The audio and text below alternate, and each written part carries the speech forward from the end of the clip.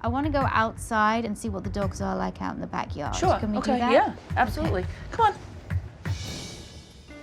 Come on, Kobe. Denise's home is really small for 2 people, 3 dogs, and 3 cats. So I wanted to see how they utilized the amazing backyard that they have. Well, we're just going to ignore it.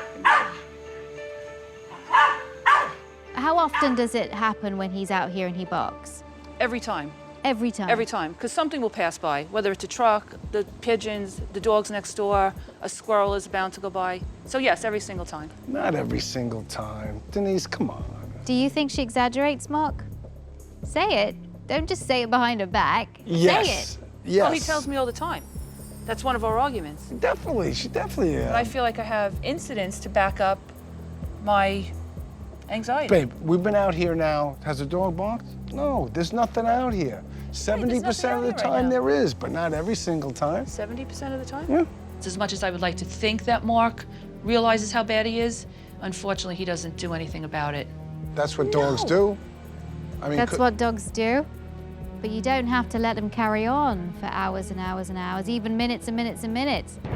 I really got the sense when the couple were discussing the issues that Mark is very lackadaisical about taking care of those issues.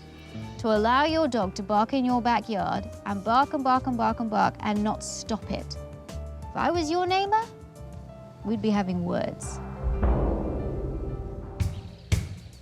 I want to be able to allow the dogs to have some space and time here by themselves so that you actually have active playtime with your dog.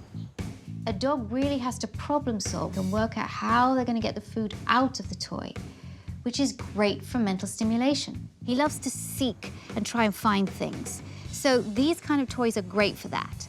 Is Casper going to be able to focus more on the toys than chasing squirrels and birds? I don't know, because he has high prey drive. I'm going to put this in here, and he's going to try and get it. Easy. I'm going to put another one in there. Casper, there you go. Go get it. Good, go find. Nice. All right. Now what I'm going to do is I'm going to throw one away like that, pick this toy up, and now, because he's got used to actually putting his face into this part, I'm now going to put a treat there, and I'm going to half close it. Go find. Go find. Go find it. Go on. Go find. Good boy. Yes. when Victoria did the little exercise with the treats inside the toys, those birds flew overhead and he could care less. Okay, so Denise, I want you to come over here. I want you to throw one of these treats away, tell him to go find, and then hide the other one. Okay, go find it, find it. Nice.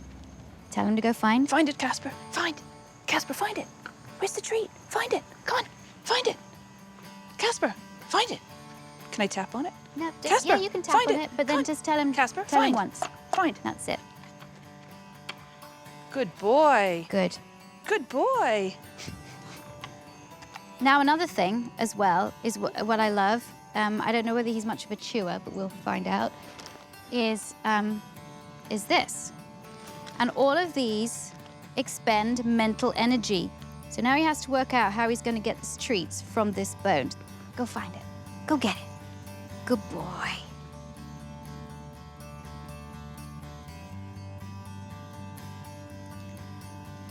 Oh, he'll nibble like that. He likes to do that nibbling.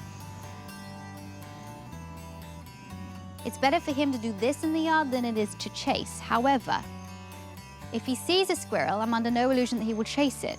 But then I'm sure if he is working on this bone, he's not going to be so intent. We've just had loads of birds fly. Look at all those birds flying right there. There you go. The pigeons just flew over and he didn't chase them because he was working on the bone. Yay, first milestone, baby. Boy, that took long. There's hope. Yes, there is hope. I want to show you something here. There's a great sport called Earth Dog. Earth Dog is so good for so many things. To build confidence, for mental stimulation, and for physical exercise. It's specially designed for terriers and for other small dogs. Okay. And what happens is that the dog has to find its way through the tunnels to get to the reward. If you have a high energy dog, it's really important to make sure that you give that dog enough outlets with which it can expend its energy. Otherwise, all of that energy is going to go on negative behavior. In order to get him to go into the tunnel, what I'm going to do is just put a treat at the entrance of it. Here. Here. Okay. Good boy. Good boy. Good boy. And then I'm going to throw Casper in there. Casper, go get it.